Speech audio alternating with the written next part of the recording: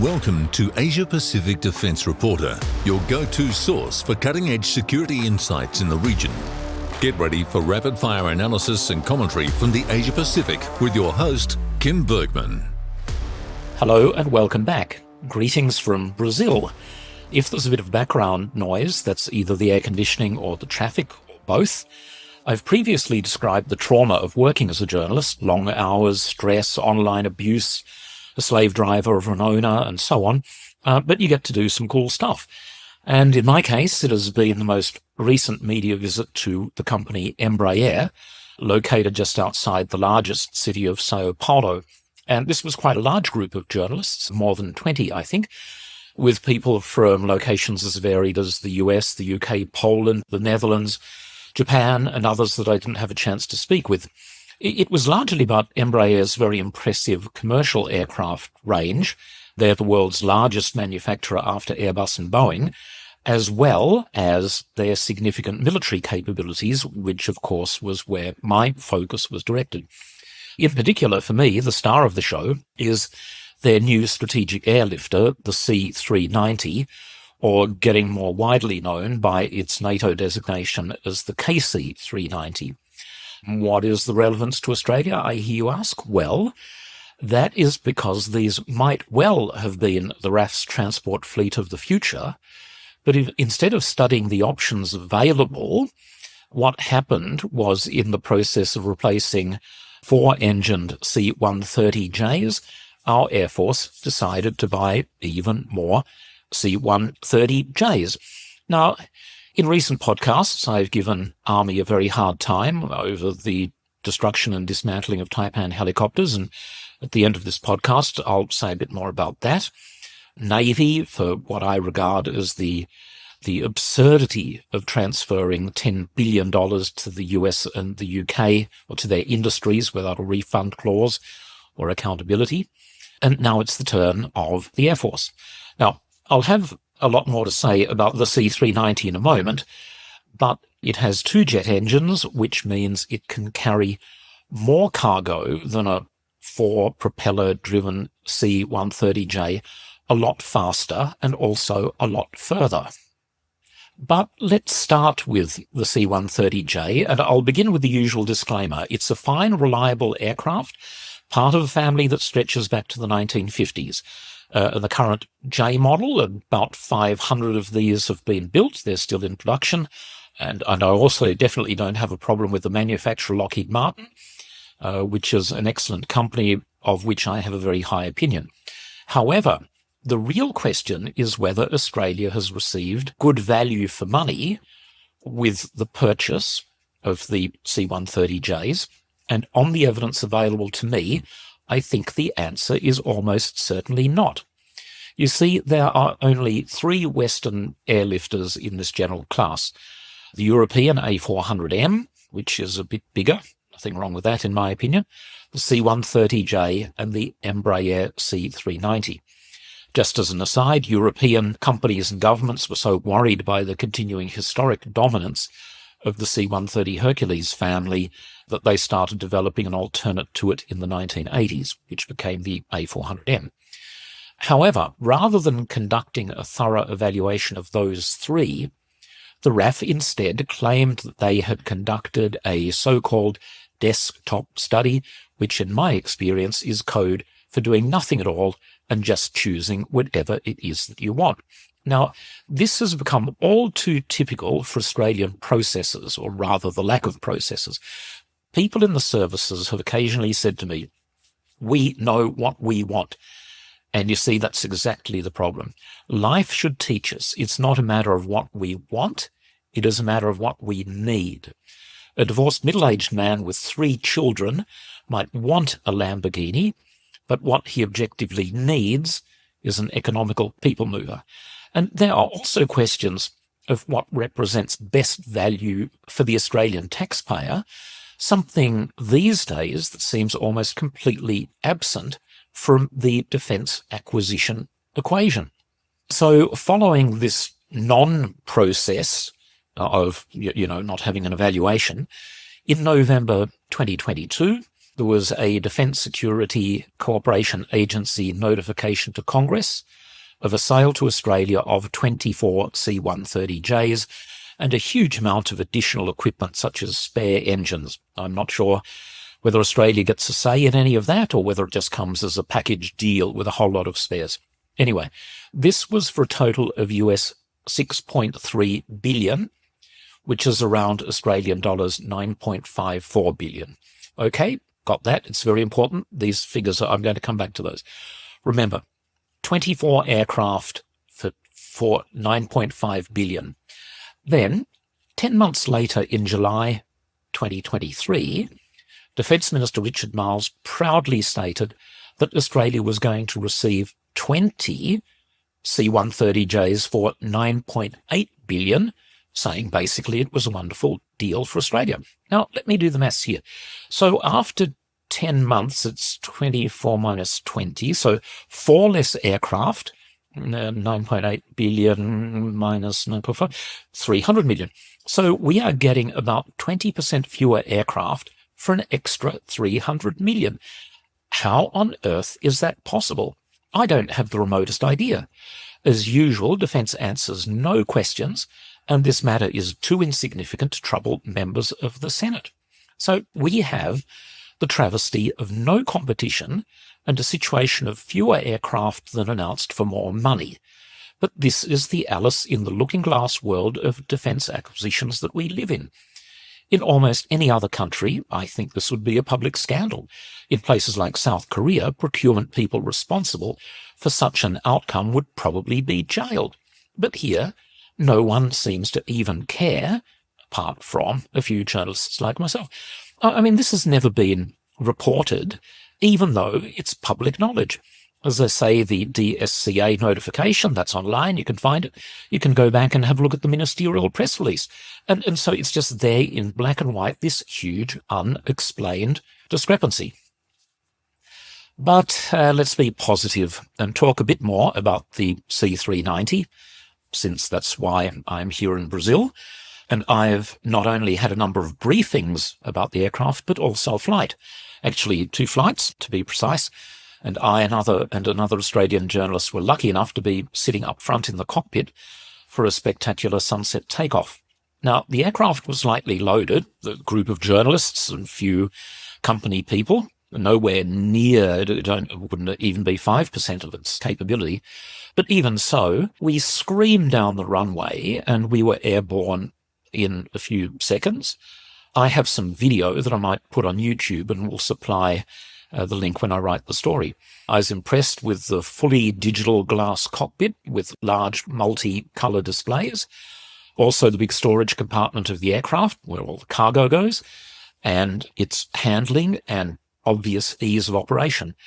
The cargo section itself was relatively quiet, not as quiet as an A400M with its contra-rotating propellers, but far quieter than a Hercules. And which, by the way, it's not just a matter of comfort, but it greatly reduces fatigue for passengers, including, for example, paratroopers who might be sitting there for some hours. Now, they are my impressions, but let's talk about some facts. This is a very new aircraft with the first flight in only 2015. As I mentioned, the C-390 is a twin-jet aircraft, and one of the most important features of transport platform, obviously, is how much it can carry. For the C-390 Millennium is its marketing name, its maximum payload is 26 tons. For a C-130J, it's 20 tons. Now, that's already a big advantage just in payload. Maximum speed of the 390 is 988 kilometers per hour. C-130J maximum speed is 670 kilometers an hour. C-390, the range with 14 tons of cargo, is a fraction over 5,000 kilometers, officially 5,020. The range of a C-130J with 15 tons of cargo, which is, for practical purposes, relatively close to its maximum operational weight, is 3,300 kilometers. So you're getting a lot more in cargo with the C390, but it travels faster and further, and it does so by a significant margin. We're not talking 1 or 2% here, we're talking like really big differences. Now, I hear you say, what about price? And that's always a tricky one, mainly for reasons of commercial sensitivity, but it also depends on a number of other factors, the most important being the exact configuration of the aircraft. However, I can say that from all of the publicly available information available to me, for the price of 4 C-130Js, you can probably buy 5 C-390s. Now, that's not exact. It depends also on the number of aircraft, delivery schedule, whatever. But to me, there's a lot of information sloshing around there that indicates that the 390 has a price advantage. Is this looking like the C-390 is the much better airlifter to buy? Well, it's difficult not coming to that conclusion. And that is what the marketplace is showing. Brazil is the lead customer with 19 of the aircraft. The Brazilian Air Force were originally going to buy 28, but they have already discovered that they are so capable and the availability rate is so high that they need a smaller number for their mission set. And that's a formula that might also have applied in Australia if the aircraft had ever been considered. Now, other customers are Portugal, Austria, Hungary, the Czech Republic, the Netherlands, and South Korea. And I'll come back to those last two countries in a moment. Given that many countries have old fleets of transport aircraft, a lot of them old Hercules, C-130H and earlier, needing to be replaced, this means a lot of potential customers. The potential customers include, just for starters, Sweden, India, Japan, Indonesia, and fairly much all of Latin and South America.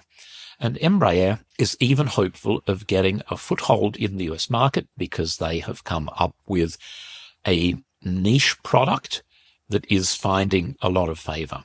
Oh, and before I forget, some people might think that the C-130J is better on unpaved surfaces because it uses propellers rather than jet engines. Now, not so.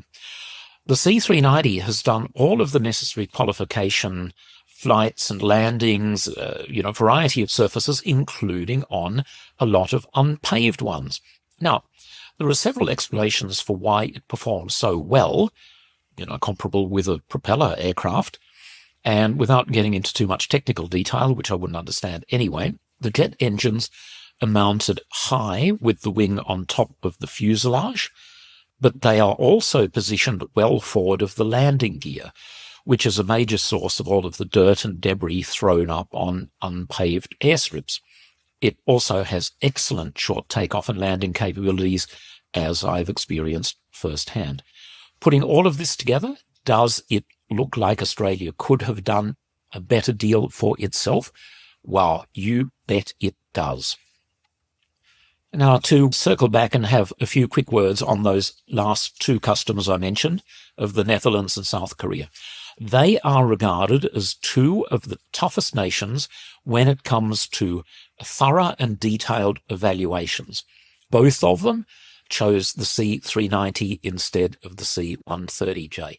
Both of those countries, the Netherlands and South Korea, have traditionally, don't want to say have had a pro-US bias, but put it this way, the US has on many occasions been their automatic or default supplier. In this case, they've looked at the US product and instead they have chosen the one from Brazil because its performance is better, its price is better, and also it offers opportunities for local industry. Now, in Australia, major defence decisions used to be kind of whole of government matters, but unfortunately that has become a thing of the past. And if the Royal Australian Air Force had selected Embraer, it might have been possible for Australia to become a regional service centre and Australian industry could have been supplying components.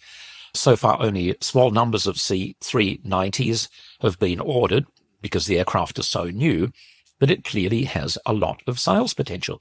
Now, you could imagine the situation being in cabinet if there had been, say, a powerful industry minister or a prime minister who was interested in a whole-of-nation approach, where the industry minister would have said, if RAF said we simply want to buy more C-130Js, if an industry minister had said, hang on, if we go in this other direction, there are a huge number of associated benefits. Anyway, didn't happen, thing of the past.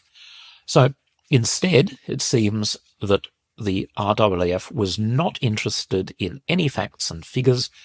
They decided that they wanted more C-130Js and to hell with the facts or any sense of value for money. This is the dystopian world of defence procurement that Australia now finds itself in.